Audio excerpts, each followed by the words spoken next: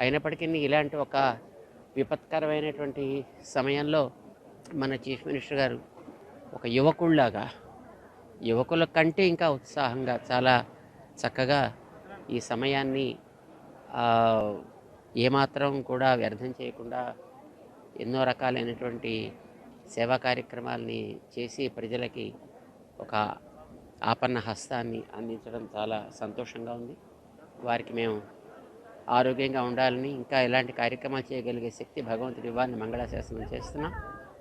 గతంలో విశాఖపట్నంలో హుడ్హుడ్ వచ్చినప్పుడు ఎంత శీఘ్ర గతిలో దాన్ని మళ్ళీ పునరుద్ధరణ చేశారు. ఈసారి ఈ విజయవాడ పరిసర ప్రాంతాలని కూడా అంత శీఘ్రగతిలోనూ పునః వాటి యొక్క స్థితికి తీసుకురాగలగడంతో పాటు ఈ 3-4 రోజుల్లో మన సీఎం గారు చేసేటటువంటి ఈ బాధిత పీడిత వ్యక్తుల యొక్క సౌకర్యాలు అయితేనేమి, జాగ్రత్తలు తీసుకునే విషయంలో అయితే వారు చూపించేటటువంటి చొరవ, అర్ధరాత్రులు కూడా వారు తిరిగేటటువంటి ఆ ఓపిక చాలా ఆశ్చర్యాన్ని కలిగిస్తుంది. భగవంతుడు వారికి ఆ శక్తిని మరింతగా ఇచ్చి చక్కగా వారి చేత ఈ కార్యక్రమం బాగా చేయాలి అని మేము ఆశిస్తాం.